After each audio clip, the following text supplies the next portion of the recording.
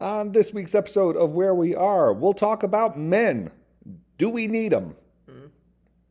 We'll find out. Also, our rankings.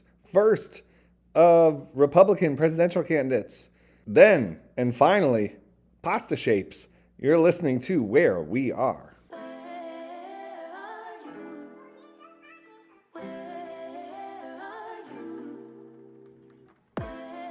You are listening to Where We Are. We are the Wheres. I'm Michael. I'm Melissa.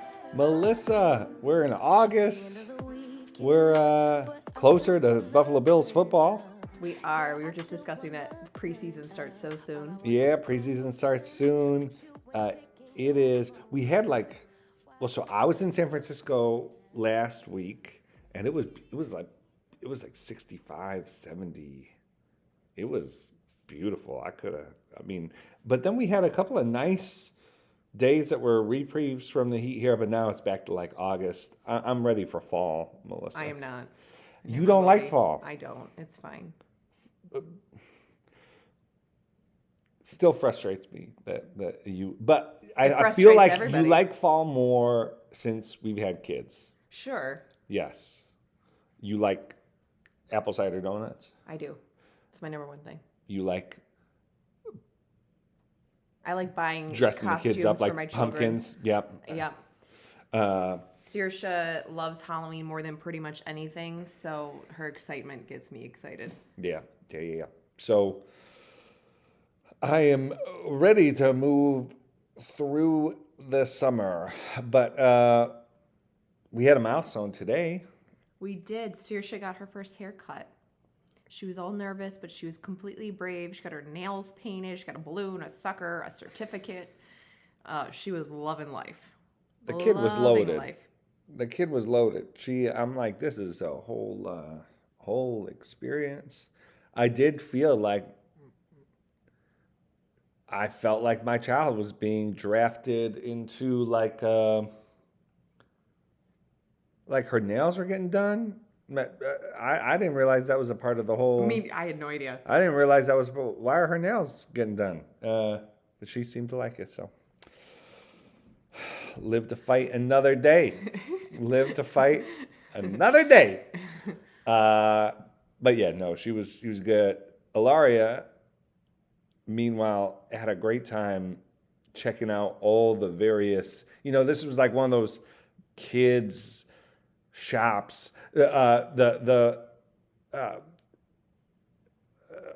the hairdressers asked Saoirse where she wanted to sit and what color or like whatever, and Saoirse was like the pink chair, and the hairdresser was like, well, you won't be able to watch the TV there. I was like, good, it's the hairdresser. Why does she need to watch the TV? She won't. And plus, I'm like, you don't know my daughter.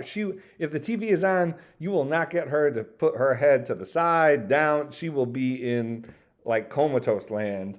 And so I was glad that we got her in a chair without the TV. Ilaria they had like a fighter jet thing she could sit in. They had a Frozen car. And so thankfully the place wasn't too busy because Ilaria just kept on going from one chair to another. But it was quite a cultural experience. I know, it was. It was fun. She enjoyed it. She did. And then what else did we want to talk about? There was something else. There was. What was it? Oh, the book. Your book. The book. See, it's done. So now it's so far from my mind, I can't even I know. It's been just weeks of revisions for you. So Michael got through the final 2 chapters today. Final revisions. It goes for what typeface setting, whatever that process is called. Yeah, next. Exactly. And so Michael, just a few hours ago, I pointed out something in the final chapter, and he went and wrote. It took him an hour to write it, a couple of new paragraphs and everybody. So he went downstairs to take care of the kids, to feed them dinner, that kind of thing. And I'm upstairs going through this paragraph, yelling down at him, going, what? Because one line was just like a zinger and a half, a triple zinger. I don't even know. And then the paragraph that comes right after it punched me in the face. It made me cry because it was just a combination of a distillation of a concept so beautifully written, but beautifully written not just like prose wise, but in a way that I think will just slap you in the face. The final chapter of this book is so good, but every single chapter is extremely good. You've just written a really good book, and I cannot wait for people to read what I have read like 15 times, because it's gotten better and better each time, and it's now at like the pinnacle. I think it's at like the zenith of where it needs to be. I do feel like if I worked on it anymore, I'd be making it worse. Diminishing returns. Yes. No, we are at the zenith, the pinnacle, the height, the whatever. It was fun this week for the first time. So I've shared portions of the manuscript with 2 or 3 people other than you. Just a couple other people have seen the full manuscript. So I like, it hasn't gone out for endorsements yet. I don't have much feedback. We did get to talk to folks at my publishers this week. And so that was really fun to get like, when you're writing a book, it's such like an isolating process. The few people you're able to bring in, that's freighted with a whole lot of like expectations. So I'm glad I'm finally getting to the sharing of the book, and I feel great about it. Can't wait to tell y'all more about it, and that will be coming pretty soon. We're about 5.5 months away from the book coming out, and so maybe a month, 6 weeks, and I'll start feeling antsy enough to start talking more about the what's actually in the book. But yeah, it was fun to get that wrapped up and just not have that looming over. When I'm working on writing, I can't have quiet space in my head. Like if I get like an opportunity where I don't have to be doing something else, you're just thinking about the book. And so that issue should be alleviated. Melissa, we have a fun episode for folks this week. We are going to do our first rankings episode. Yes. Figured I think maybe we'll change it up, but right now I kind of like the first Sunday of the first episode of each month. That seems to be like pretty good timing. And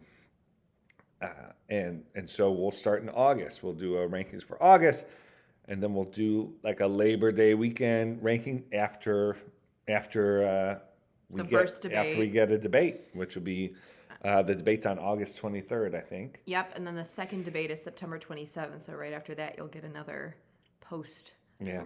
Debate ranking. Yeah, and then we're gonna rank pasta shapes. Yeah, which I is prepared also for important. that for like an hour.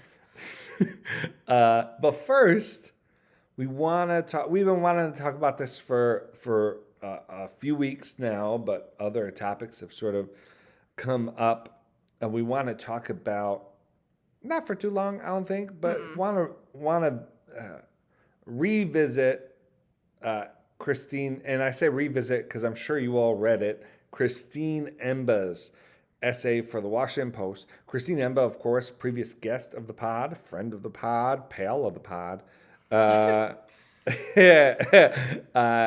Christine Emba wrote an essay for the Washington Post last month. Men Are Lost. Here's a Map Out of the Wilderness, taking on the masculinity debate. I like to think of this essay as a precursor to the Barbie discourse. I think Christine really tilled the ground for that, and so Greta Gerwig should be thanking her. But yeah, the essay has a lot to it. I really like where Christine starts, which is I started noticing it a few years ago. Men, especially young men, were getting weird. And she goes through a mix of like hard data and also interviews with experts and also kind of like interviews on the street with both men and women. She talks about the public policy landscape. She talks about sort of the cultural and political difficulties with even having this conversation. Melissa, I have some thoughts, but wondering what you thought of the essay and like where you zero in. And I do think that's part of the reaction to this, which is Christine covers so much territory, and she's Yeah. so even-handed, and not in like an evasive way, I don't think, but just she lets various perspectives sort of have their say in the essay. And so we've just seen people dialing in different areas on different sort of topics that are covered. Where did you focus? Yeah, so I like that she has a follow-up, and this was just this past day. She has a follow-up at a Substack, Wisdom of Crowds, with a new essay. It's shorter than this first entry into WAPO, and the title of that one is "The Ideal Man Exists." And what she does is she contends with some of the reactions that she's gotten, specifically from writers on this whole topic. And she also tells us that there will be another follow-up to this Washington Post piece where she had a lot of men and other people writing in saying, like, this is what I think is the ideal man. And so before she gets to like revealing, what readers they've given to her, she reacts to some critic, to some people who are supportive or want to like work on her ideas further. Again, like you're saying, Michael, focusing in on certain areas of her Washington Post essay that they found to be the most intriguing, troubling, whatever. And so that's the essay, "The Ideal Man Exists," over at Wisdom of Crowds. And there is a couple different topics that she hits on that I think are deeply important. And the one thing is around norms and ideals. Should there actually be set norms and ideals? Should we be working on that? Because, she contends that there's quite a few people who say that can't exist, or that's not the right way to be thinking about this. But she states in this particular piece that if we do have norms or ideals that we would like to sort of work on, discuss, they need to be thick. They need to be thick norms, thick ideals, in order to withstand the scrutiny and the everyday what I would call the everyday wear and tear of life. That a lot of this discourse, when we talk about, if we go through every man, every woman, whatever idea of what a man is or what masculinity is, a lot of it's like really paper thin, and that's why a lot of these arguments aren't holding up or feel like they're crossing wires. And she argues that there needs to be like a thickness to the discourse, and I think that's that's hitting something really on the head. The other one other really quick point that we could discuss, but the third point this is where like my brain went when I've been reading all these follow-ups to reading the original article. But the second thing I want to say is that not just the ideals or the values or the norms around what is masculinity and what makes a man are the channels. Like the channels are an important conversation here. Meaning like how we actually discuss these things and where these norms and ideals are not just defined, but where they are perpetuated and where they take place. I think that we forget that while we sit and contemplate what is a man, what makes a quote unquote good man, we kind of forget that life is actually coming at us. Like it doesn't stop while we try to work through these issues. And so like social media, pop culture writ large, porn, like conversations around the table, sports, various forms of art, marriage, singleness, like all these things and all these channels and all the ways that we live these things out, like I think are huge facets here that blow up the conversation to make it even larger. So, I just want to put that out there, but I feel like that's a bit too much for us to focus on here. My main thing that I've been contending with, and she mentions in this latest piece in Wisdom Crowd that Ed Yong kind of says something like this, like what I've been thinking about, and Osita, one of our dear friends who writes at the New Republic, is also kind of contending with. And this is where I was going. Are masculine and feminine really that opposite? Now, I don't say that in like a provocative sense or like a postmodern sense. I don't say that to make us like amorphous blobs. But there's something that I've always sensed from, especially if I'm coming at this as a Christian, coming at this with scripture, coming at this with some of like the theological ideas like I've heard bounced around. I felt like there was a time in which actually we discussed a lot of these things. It was premarital counseling about marriage, about your role and my role as a woman, your role as a man. And we, as everybody does, like we studied Ephesians quite hard and some other bits of scripture. We went hard on Ephesians, man. No, but we looked at it a lot. And you and I had a lot of dinner table discussions, lot of, public transportation discussions, riding the subway to go to school. We looked at Jesus' teachings. We looked at, the books that Paul wrote quite rigorously. And I always felt like male and female are more integrated or more symbiotic than not.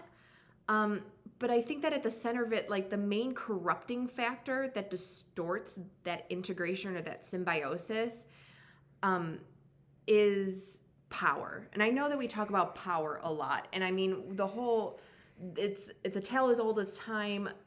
There are a lot of overwrought conversations on the patriarchy, on the historical elevation of men's power over women. And, I don't want to get into that, but what distorts, I think, like a lot of like the things that we know as Christians from scripture, I think have been distorted by like these various postmodern senses and postmodern culture around power and like these ideas that the patriarchy is toxic and masculinity is mostly toxic. And so you have all this conversation. So like, of course, men feel lost. They feel like they're in the wilderness, and then femininity and masculinity like feel further apart from one another and further unmoored from like anything, like any sort of center. And I don't say all of that to like go back to like any kind of postmodern like takes on this. I just want to, that's where I get stuck on femininity and masculinity, and how far apart are they when we're actually talking about where do we actually start with like what are the ideals or what makes a man? What are the norms and ideals that we feel like are preferred for men to not feel so lost or feel like they're in the wilderness? Yeah. Well, I mean, just to that point, I mean, it does bring to mind, not that,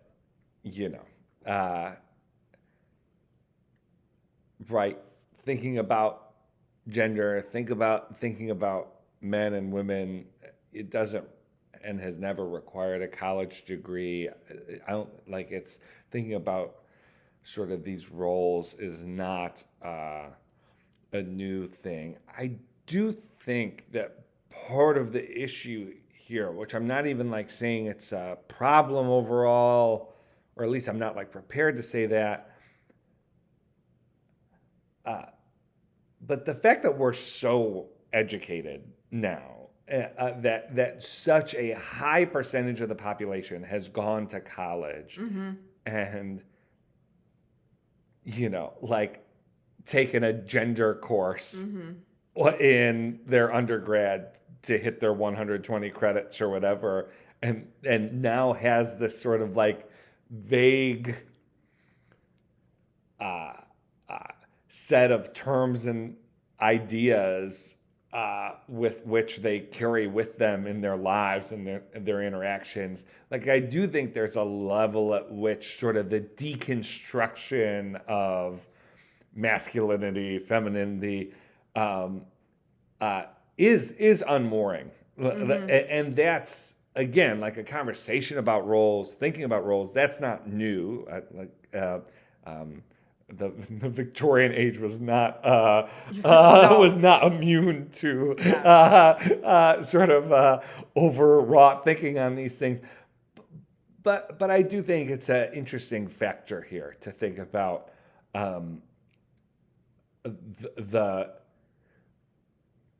the sort of academic, and in some cases, when you're taking the sort of pseudo-academic nature of some of these conversations, that then are detached from how people actually live their lives. That's why I was saying that So all these that- conversations, life is still coming at us as Yes. we discuss these things in whatever tower we're sitting in, if it's the ivory tower, the elite tower, whatever you want to call So it. Christine has talked about this. I can't remember if it's in this essay or if it's in Rethinking Sex, her book. Okay. But this idea that there's like this rhetoric and this this sort of online, very like online female perspective about what makes for a good man, or what they sort of the ideal man from like an online think piece sort of perspective, but that often doesn't match up at all with how actual relationships are played out, and what women say they want in their significant other, or in someone that they're friends with. I think that's a sort of unmooring thing, that we're sort of we're living with two ideals, sort of this what I think I should think ideal, and then like what I'm drawn to, like what I feel, and then obviously on the male side of that, to sort of sift through the various sort of the messages you're receiving, and then also how things work out in real life. I think that's an issue. I don't know if you have any thoughts there. I just wanted to point out one more thing in the article, which is this discussion Christine has about how difficult it is to talk about these issues politically in ways that have cultural implications. She talks about on sort of the political side of things, a sort of hesitancy to invoke masculinity, specifically in a way that is not carried over for women in the same way. There are women's outreach directors on political campaigns. There are staffers who, on both the policy and the outreach side, who are who have mandates directly related to women. Christine points out that there's not typically hasn't been an analog for that for men. And of course, again, as Christine talks about, there are all kinds of historical and social reasons for that. But as Christine notes, men seem to be facing some particularized challenges now that require particularized attention. I think that's right, but the fact that it's right and needed, if it comes at a political cost, those steps won't be taken, and so that's something our politics is going to have to sift out. What I'm worried about is, like, how bad does it have to get for there to be a sort of a deciding mass, a sort of turning point where,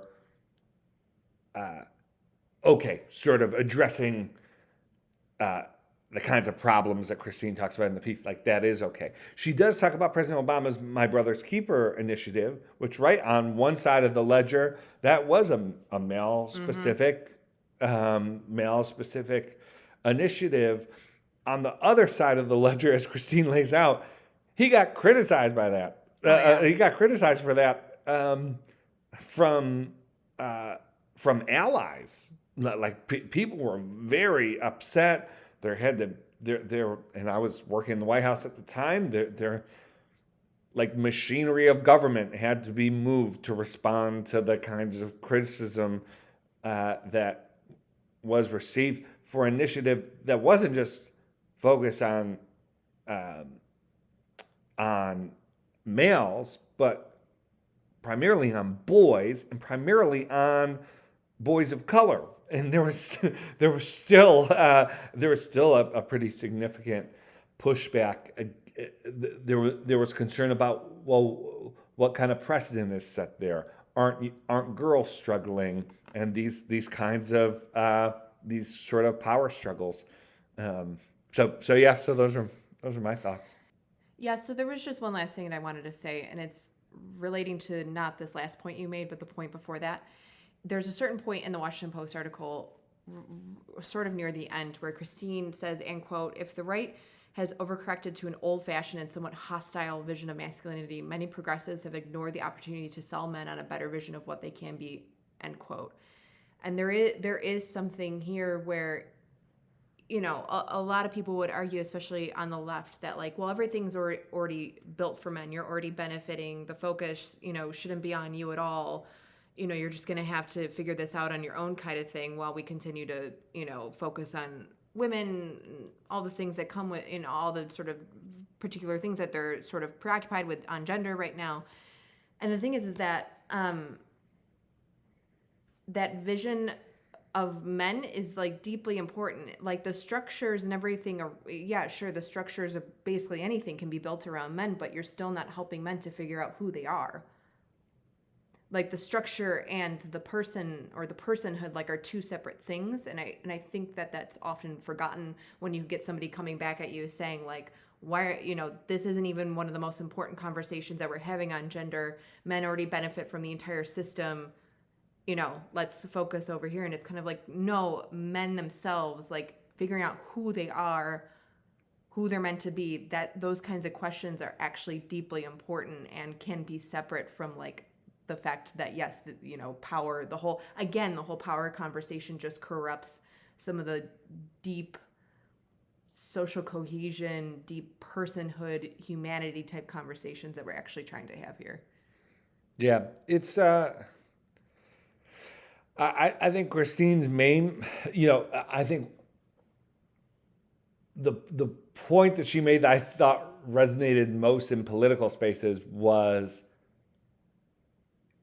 like, there's a vacuum here, and if it's not filled with like good stuff, it will and is it will and is being filled by really bad stuff. And so, like, I think that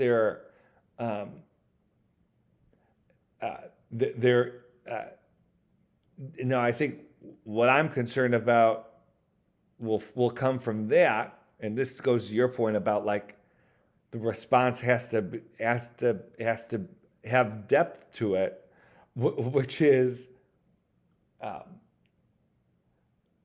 like a response that isn't motivated, that is more of a reaction to, well, we don't want Jordan Peterson to like control this conversation. Mm-hmm. And so we like, something has to be offered. If that's the motivation, it's probably going to be some pretty thin yes. gruel. And so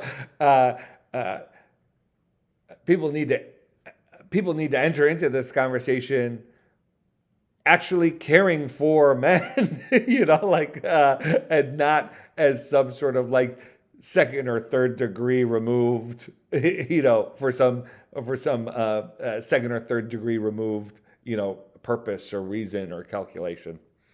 Yeah, agreed. All right, let's move on to the ranking. Do you want to take a break? Oh yeah, we can. Yeah, let's take a break and we'll come back with our rankings. You're listening to Where We Are. We're back. You're listening to Where We Are. We are the Wheres, and we're about to do our first ever ranking of the 2024 Republican presidential candidates.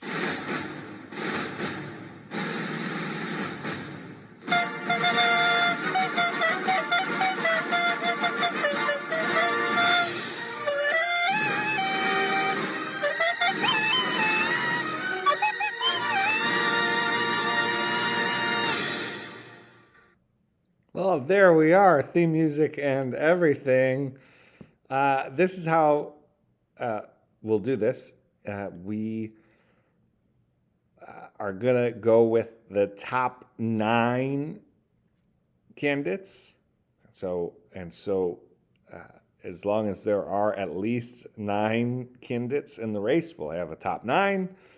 And we're going to try and not, obviously, there's a lot that could be said about these candidates. We'll talk about the candidates outside of the ranking episode and segment of the episode, but we're going to try and not really belabor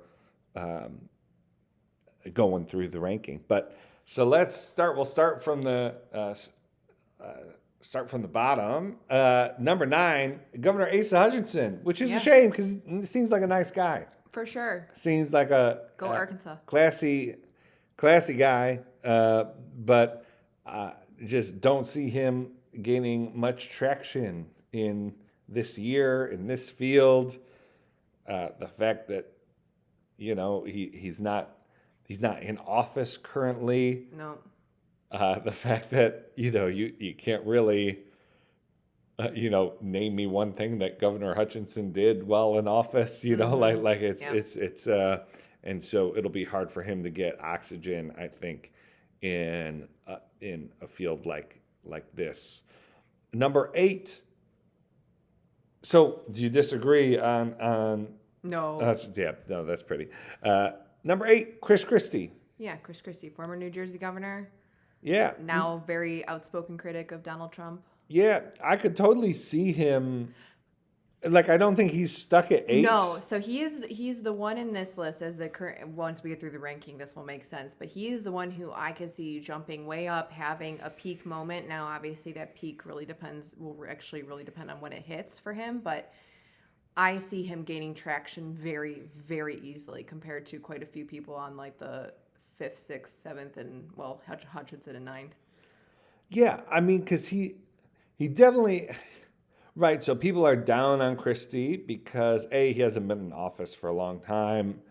B, he kind of in some ways has Pence's problem in that he was a significant Trump backer without even really, at least Haley got an appointment out of it after she made clear that she didn't really want Trump to be the nominee, but for Christie, it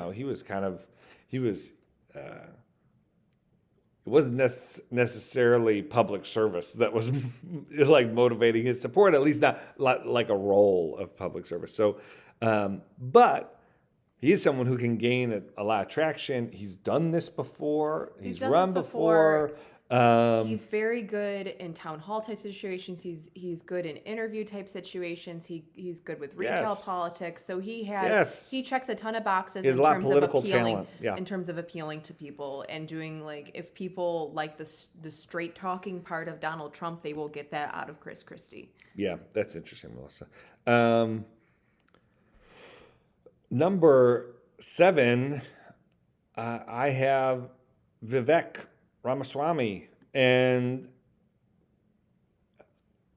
some people have him higher. They do, because some of his polling is his national polling is good. Has him at 3rd. Yeah. Now the knock on that is okay, but you look at the early primary states, and he's polling well under that. Mm-hmm. So usually, candidates have the opposite problem. They're spending their time in these early states, but nationally no one knows of them. Vivek, because he spent so much money digital advertising and doing a lot of sort of national interviews. He has higher national ID, but it doesn't seem to be gaining much traction. I think it's going to be a challenge in some of these early states for folks to take him seriously. I also think, if something had happened to DeSantis, Vivek might pick up some of DeSantis's sort of anti-woke sort of, mm-hmm. But while DeSantis is there, I think that lane is filled by someone who's, a governor and that kind of thing. So he is a compelling guy. he's willing to go anywhere. He's willing to talk to anyone. Yep, one of those candidates.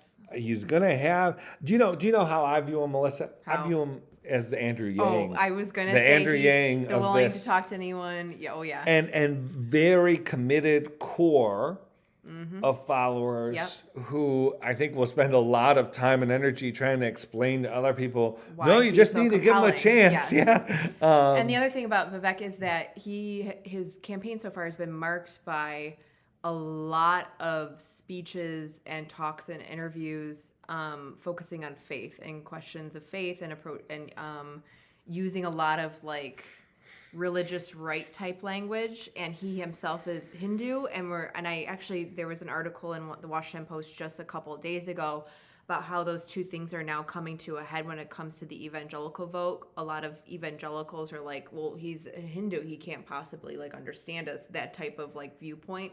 And so it'll be interesting to see if he continues on. He's going to make the first debate. I think even by the standards of the September 27th debate, I think he's going to make that one. So he's going to continue to stay in the game, kind of like Andrew Yang did. Right. And so yes. the conversation around faith and politics, how he approaches it, and how people view him as somebody who is a Hindu will be fascinating to watch. Yeah. That's one of the reasons why I watch him, is just from the religion faith angle. Yeah. Really good points. Number 6, Doug Burgum. Yeah. Governor, North Dakota. Yep. Giving away $20 gift cards. Yeah, so he'll be on the debate stage. Yes, he will, because of that strategy. I'll tell you, like in some of my recent travels, there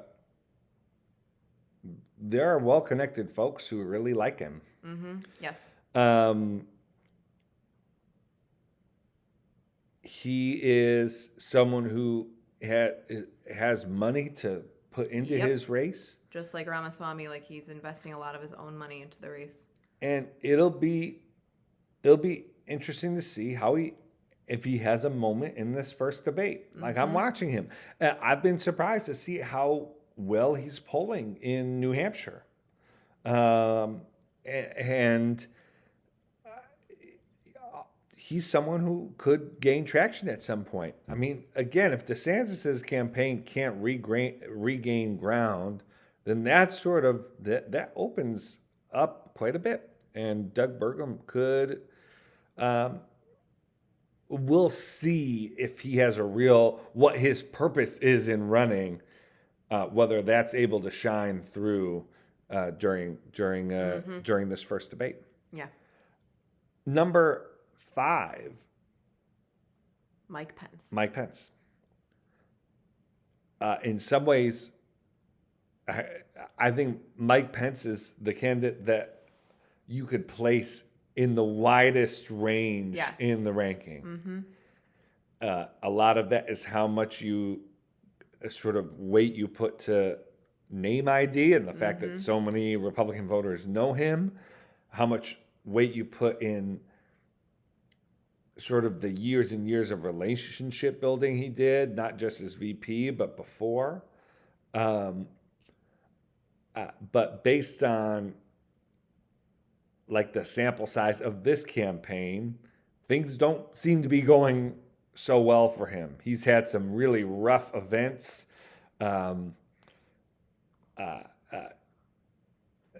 Like Republican conservative gatherings that he's getting booed at or just getting sort of muted responses to. And I think, I'd kind of been, we've talked a lot about Mike Pence on this podcast. I'd kind of,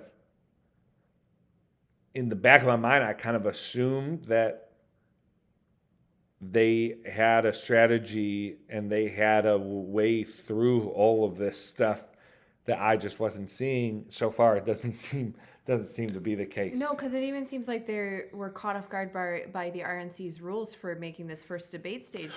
Very good point. It's not clear that he'll make the debate stage. His campaign is saying that this coming week he should finally qualify, but the narrative is already out there. The news headlines are already out there that he hasn't made it yet. And they keep on saying, he didn't start the campaign until June. And my question is, well, why did you start the campaign in June? And a part of me is like, they didn't quite understand that these types of strict rules would be coming down from the RNC and creating this kind of like just weakness for him. Yes. But again, let's cut out the debates, cut out the RNC, whatever That's they're doing. such a Let's good cut point, that Melissa. out. Why did the Pence campaign start in June? Why did they wait so long? Well, No matter how this campaign goes, unless he becomes the nominee, I will always ask, why did he start? well, so late? one reason is, remember, he announced right after he was cleared with the investigations, documents, with the documents, classified documents. yeah, exactly. I still don't get it though. I don't Well, think that's a good excuse. No, Just for somebody who's wanted to be president his whole life, I don't understand. well, yeah, but if you're running, if you're running to be like continue the Trump administration only with an upstanding guy, you don't want, like, imagine if There should have been some other kind of messaging to rely on, though. Like, he has such a career. Like, he's been wanted to be president his whole life. Like, our interview with Adam Wren said a few weeks ago. Like, there's more to him than that, you would think, but maybe there's not. Well, I just think if you announce and 3 days into your announcement, like a subpoena comes down or an indictment sort of comes down, that you're cut off before you. I will before you never start. Yeah. never not contend that Mike Pence should have announced immediately after the midterms when Trump was really down. So Fair. There we go. Yeah. Number 4, and here's where it gets interesting. It does. So number 4, I have Nikki Haley. Yeah. I can see it. I think she's a real political talent. I really, I could have put Nikki Haley 6th. I have her. This is like the highest I would put Haley at this point. And I think we've talked on the show in the past. The reason why I'm down on Nikki Haley is because it's not clear to me that she can best Tim Scott. And if she can't best Tim Scott, she will. It is highly unlikely that she will stay in the race long enough to lose in her own home state. And so for me, it's like that might as well be its own ranking, Haley and Scott, and whoever's number 1. Separate ranking. I'll come up with new music. Yeah. And whoever's number 1 or whoever's number 2 there, they might as well be 9th on this list. Yeah, like they might as well be Completely Asa agree with Hutchinson. you. Yeah. And so, but I do think she's a real talent. I do think if something happens not something bad, but if Scott's campaign falters, and Haley has a straight shot to South Carolina, then like a lot is possible for her. I do think she's nominee material. Like she is worthy as a political talent of being the nominee for the Republican Party. I just think she has a rough road in this process. I need to see her at the debate if she has a moment. Yeah, and she's very capable of it. She is. She can deliver some zingers in terms of catching people's eye. Oh, 100%. Number 3. DeSantis. Yeah. I'm not surprised by this when I saw your list. Like 80% of me agrees with this. 20% of me just doesn't. Yeah, sure. That he should be number 2 still, because people are still treating him as a very downtrodden, wounded number 2. Yeah. But I think because of that, Scott has been rising over the last 10 days, and you and I have been predicting this for a while, that he, of all of these, out of the DeSantis-Trump conversation, as soon as he launched that exploratory committee, you and I said we need to watch him the most out of all of these folks. Yes. Yeah. So I have Scott 2, DeSantis 3. It is projecting out a bit from where we are. The debate could reset sort of DeSantis' status as the clear number 2. But remember what we've talked about. He's cut his campaign staff. So the DeSantis campaign is, I think, a third of what it was. Yes. His numbers are plummeting. Now, he still is like in a national poll, he's still the clear number 2 in national polling. But I'm just projecting out from the trends. I haven't been inspired at all by what the DeSantis campaign has done since the sort of reset to make me think, oh, like they have a real strategy. Now, it is a long campaign. These are just rankings. These are sort of like snapshots in time. But if I had to project out here from, if I had to project out to, you know, the Republican convention from here, yeah, I'd say Scott has a better chance of being the nominee based on what we know now than DeSantis. And of course, well, anything Yeah, it else to just say seems either on like Scott or it just DeSantis? seems like in real time we're seeing the DeSantis team, especially with the third cut down, scrambling to try to reestablish the lane that I think they felt in like vibe form was there, but they're trying to really establish one. Where Scott's team, I think, has figured out his lane and they're leaning into it, and so I think that is the sort of tussle that's going on right now between spot 2 and 3 on our ranking list, is which one is creating the better lane, with Donald Trump doing what Donald Trump does and being indicted whatever many times and however many more, kind of thing going on right now. Yeah. And so that brings us to Number one, as you all know. Started from the bottom, now we're here.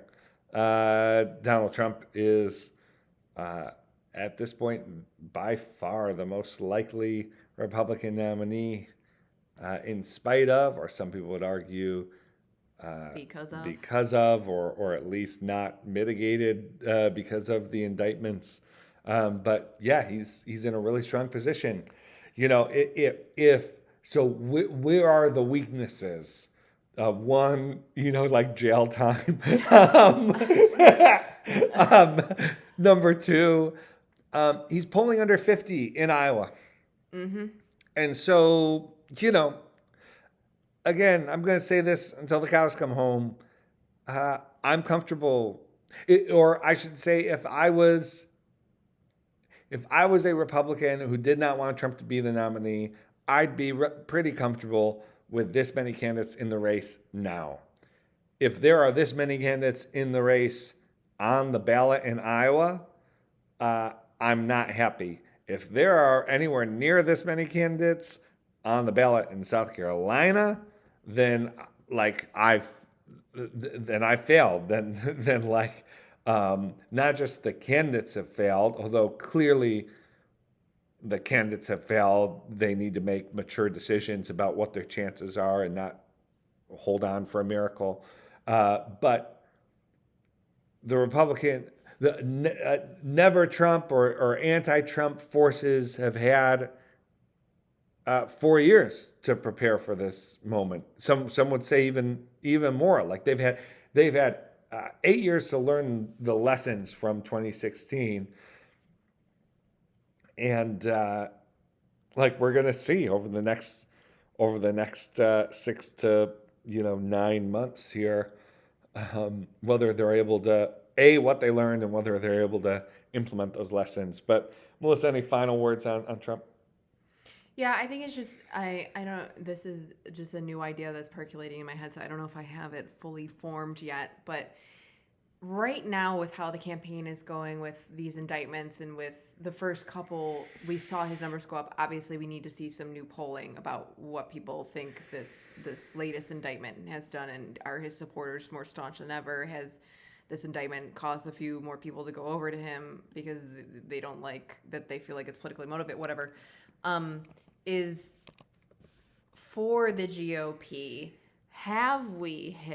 was there ever a rock bottom? And if there was, have we sort of hit rock bottom for how far campaigns have to go to feel like they're matching up with Trump sort of being like the pinnacle of how far rhetoric could go, how far like the policy ideas he does bring to the table could go, his conduct, the language he uses.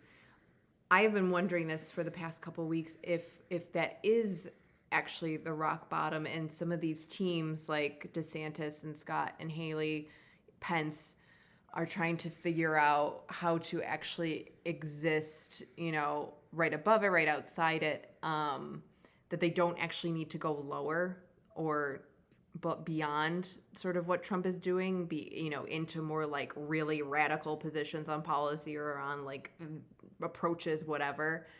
And I think that's one of the reasons why DeSantis's team is struggling, because I think that part of their strategy was we're going to do that, and they're discovering like it's kind of already rock bottom. So where do we actually go from here? Yeah.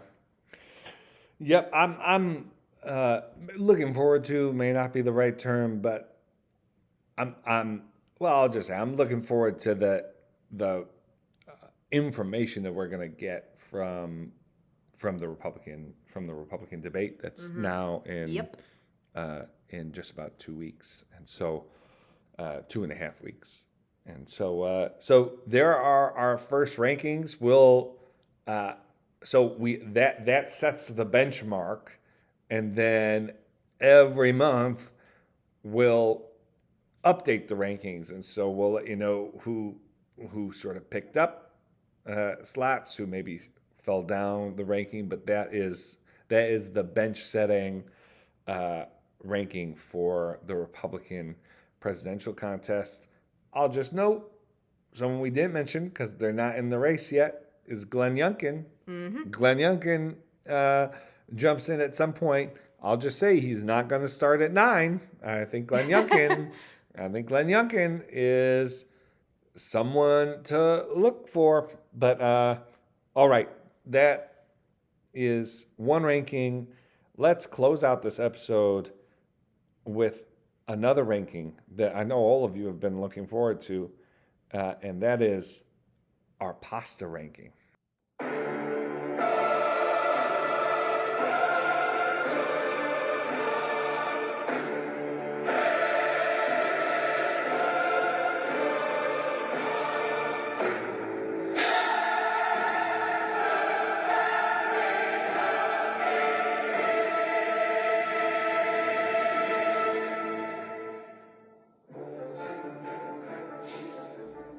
All right, Melissa, this is very important.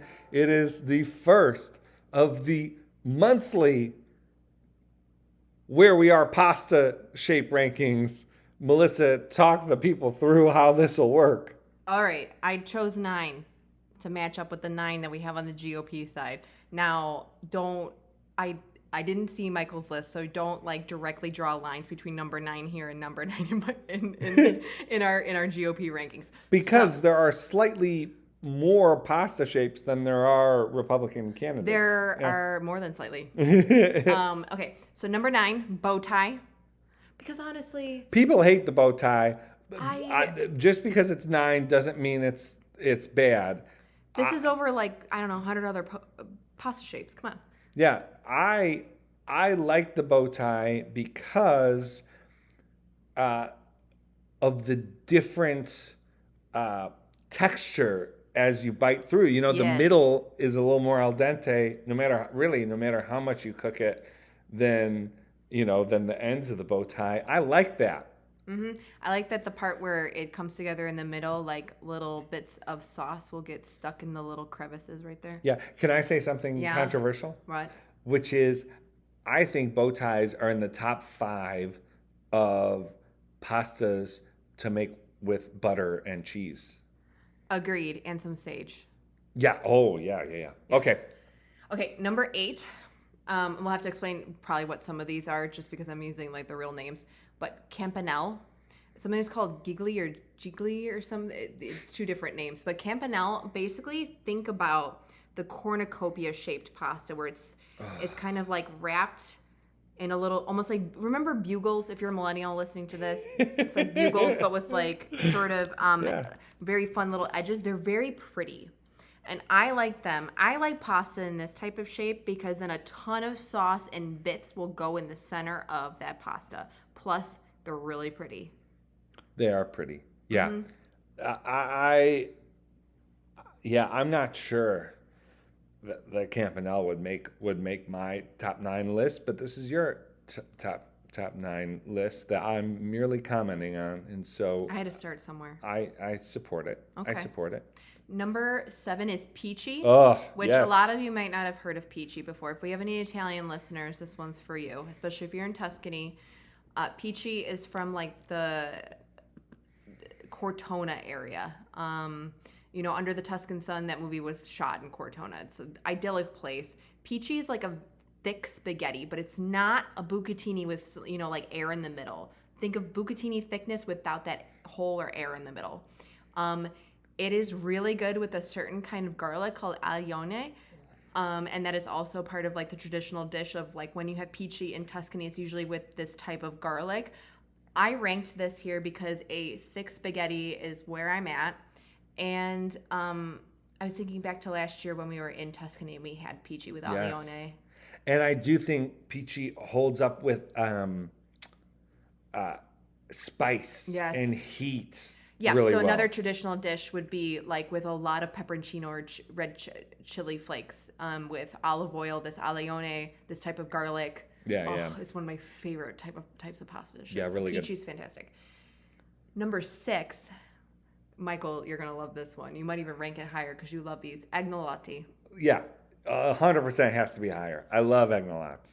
Well, you'll probably like my reasons for the other ones. Okay. But agnolotti are, if you go to a lot of American restaurants that are selling it, giving you Italian food, they'll make the agnolotti huge, like a ravioli. And no, we disagree with that. Agnolotti, which is from Piedmont, are tiny, tiny pockets of delight. Pouches of Little joy. pouches of joy. So agnolotti del plan is usually like the dish where the agnolotti is filled with some kind of like pork mixture. So it's like the leftover roasted meat of the day, and you go to Piemonte and it will be on the menu of every trattoria that you pass. They're just so little. They're little baby pockets. Delicious. And so you can make them with like a butter sage. You could how we use them at home is we'll put them in broth like you would tortellini and brodo, and I love that as well. Yep. Number 5, ditalini. I love this. This I is love specific this to choice. our family. I love this choice because we've been making a lot of ditalini with the egg, which is a type of pastina pasta, type of pasta you make when you're sick. And so we make that. We've been making that for the girls because Saoirse's been in a summer school, so she's brought home a different cold every month. Ditalini are the pop rocks of pasta. Yes. They just feel so great in the mouth. Yep. They're tiny. They have like little ridges, so like they're actually textured for being so little. They don't get mushy You can't easily. really chew them because they're like popping all over the place. Yeah, no, I love ditalini. Yeah, multiple deeps. And then number 4, this pasta has a few different names, but we were introduced to it as being called Vesuvio pasta. So the Campania region, Mount Vesuvius, it's a type of spiral pasta that has this end that sticks out. It's a great pasta for catching sauce in bits. Again, a lot of my rankings are about how much can the pasta shape catch the sauce. And Vesuvio is one of them. We always have Vesuvio pasta whenever we make salsa genovese or pork genovese sauce, which is pork shoulder simmering in onions. And you put this Vesuvio pasta with it, and it's my favorite meal that Michael makes for me. So I haven't made it in a long time. No, we need the to have second it. It gets colder, I'll make it. Yeah. Buying some pork shoulder. Number 3. Okay. This is when I really started to think of not just me, but you as well. Number 3 is tortellini. Michael last month made tortellini for the first time, and they were incredible. They were so good. They were so good. I was so proud. Tortellini is from the Emilia-Romagna region, specifically Bologna, our favorite place, well, my favorite place on the planet. Tortellini, one of the best, most comforting things on the planet. You can stuff it with all kinds of stuff. You put it in a brodo or like a chicken stock, and it's just the greatest meal. Yes. So tortellini is number 3. Now, number 2, I put this here, and you're going to know exactly why. So tagliatelle, which is also from the Emilia-Romagna region, Bologna. We recently had our anniversary dinner in New York City at L'Artusi, which is in the West Village.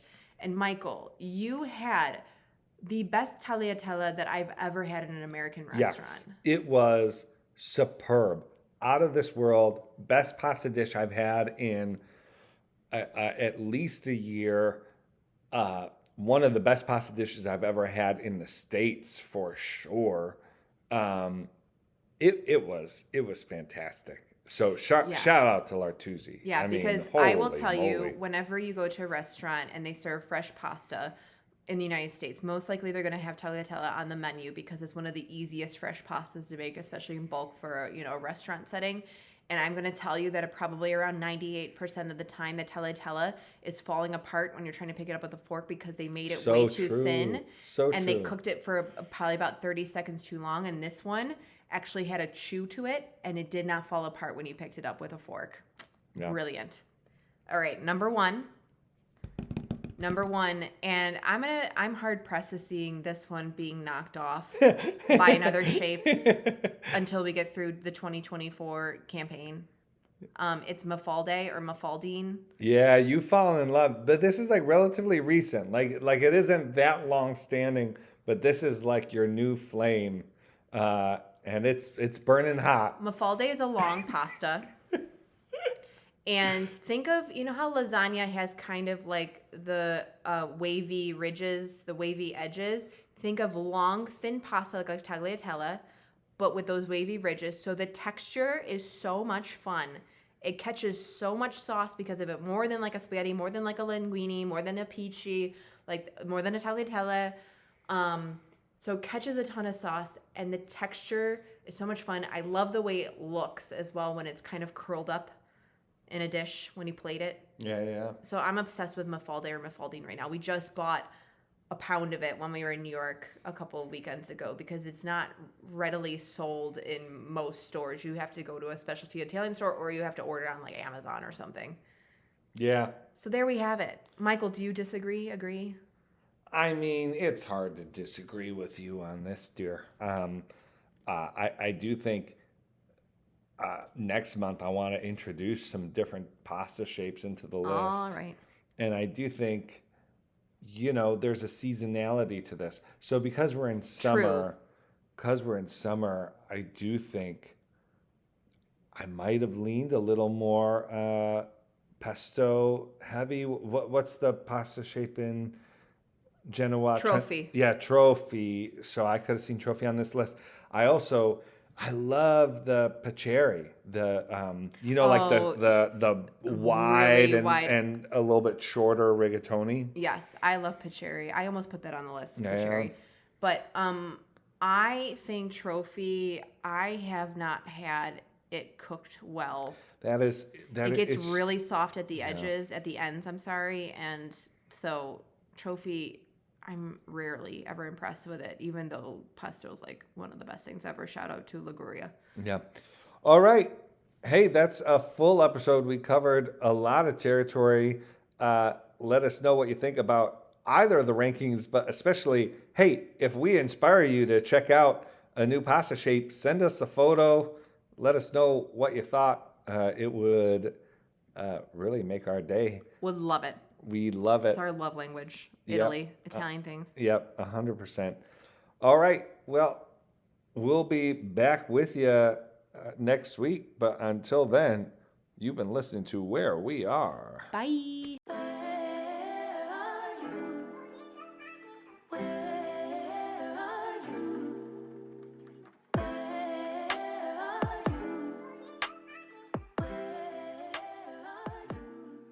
It's the end of the week.